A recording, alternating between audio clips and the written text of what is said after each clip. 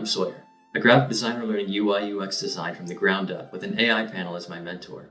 In this lesson, I actually get to build a screen instead of just analyzing a screen. And I learned about components in Figma, which are like reusable objects that you can use for buttons and things like that. I hit a few hiccups along the way when it came to things like hover states and click states, but I'm excited to show you how I got over those. So this lesson started by Claude teaching me how to create components.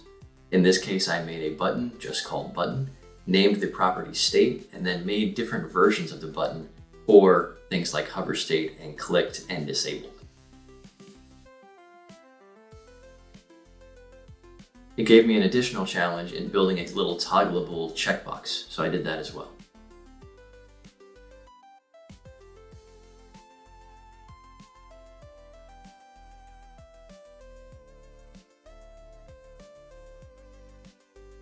Once I had the buttons and the checkbox built, it was time to build a menu. I just built a main menu screen with some common options like new game, continue, and settings.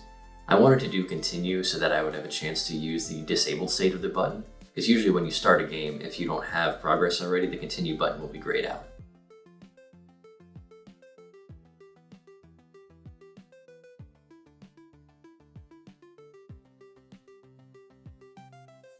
The settings button moves to the settings screen where there are some toggleable options, and the back button moves you back to the main menu. And here's where I ran into the hiccup. In the testing phase, I found that when I set a hover state and an on-click state for each button and tested it in the prototyping menu, the hover state would only work once. I would hover over the button, it would change, and then I would move my mouse away and back over, and it wouldn't do the hover state anymore.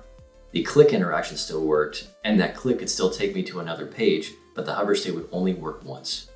After researching this problem on the internet for a little bit, I learned that it was because I was putting too many states on one button, and it was better for me to actually build the hover states into the master button instead of each instance of the button.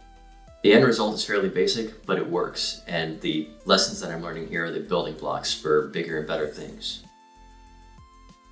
So there it is, my first real interactive menu, built using components with hover states and click states.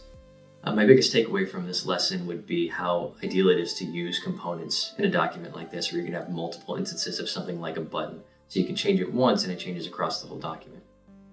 In the next lesson, I'll be using everything that I've learned in the first 5 to build a portfolio piece. So follow along with that if you're learning along with me, and comment down below if there's a game menu that you really love.